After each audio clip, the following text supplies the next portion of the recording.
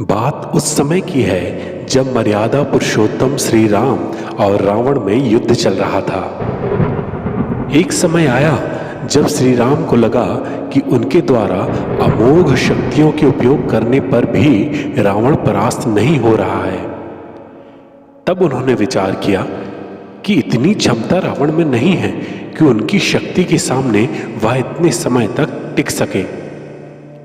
आश्चर्य तो तब हुआ जब रावण ही श्री राम पर भारी पड़ने लगा। ऐसी स्थिति उत्पन्न होने पर श्री राम ने ध्यान लगाया और पाया कि रावण अकेला नहीं है। रावण ने मां दुर्गा को अपने साथ लड़ने के लिए आमंत्रित किया हुआ है। उसके साथ मां दुर्गा की शक्ति है।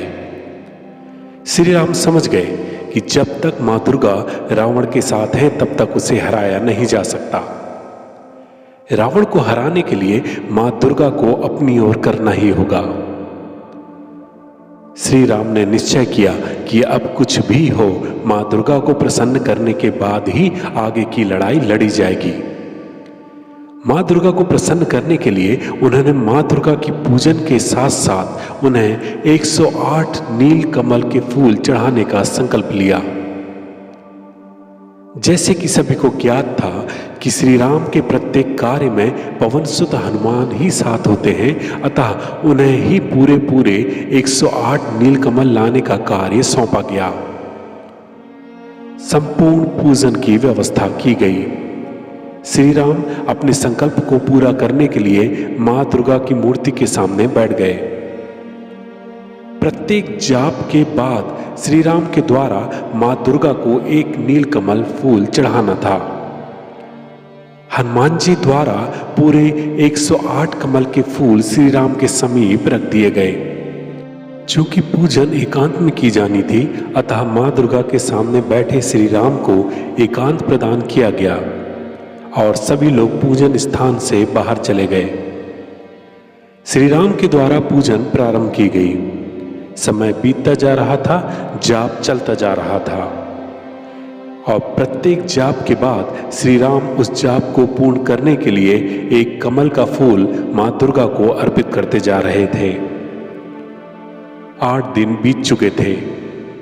जब जाप पूर्ण होने के समीप था, तब मां दुर्गा ने श्री राम की परीक्षा लेने के लिए उन कमल के फूलों में से एक फूल छिपा दिया। रात्रि का दूसरा प्रहर था। 107 फूल अर्पित करने के बाद श्री राम ने अंतिम जाप पूर्ण किया और 108वां फूल उठाने के लिए हाथ बढ़ाया। वहां फूल नहीं था। आसपास ना ही कोई था और ना ही श्री राम पूजन से उठकर जा सकते थे। श्री राम आश्चर्य में थे। पूजन पूर्ण करने का संकल्प संकट में था। उन्होंने सोचा, यदि आज 108वां फूल नहीं चढ़ाया गया तो संकल्प पूरा नहीं होगा।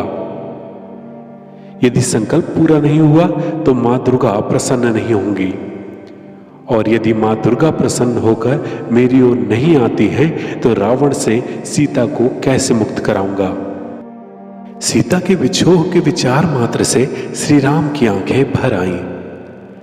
उनका हाथ जैसे ही अश्रु पोंछने के लिए आंखों तक गया, उन्हें अचानक याद आया कि बचपन में मां कौशल्या उन्हें कमल नयन कहकर पुकारती थी। यह विचार मन में आते ही श्री राम के चेहरे पर मुस्कान आ गई। उन्होंने निश्चय किया कि अब 108वां कमल मेरी एक आंख होगी और आज मैं इसी आंख को निकालकर मां दुर्गा को अर्पण कर दूंगा। फिर क्या था, श्री राम ने पास रखे तरकश में से एक तीर निकाला और अपनी एक आंख निकालने के लिए आंख की ओर बढ़ा दिया। तीर आंख में धंसने को ही था, तभी अंतिम क्षण में मां दुर्गा ने तीर को गायब कर दिया। श्री राम ने सामने देखा तो साक्षात मां दुर्गा चेहरे पर मुस्कान लिए वरद मुद्रा में खड़ी थी। श्री राम ने मां दुर्गा की स्तुति की और अपनी ओर से युद्ध में लड़ने के लिए वरदान मांगा। मां दुर्गा ने तथास्तु कहा और शक्ति पुंज में परिवर्तित होकर श्री राम में समा गई।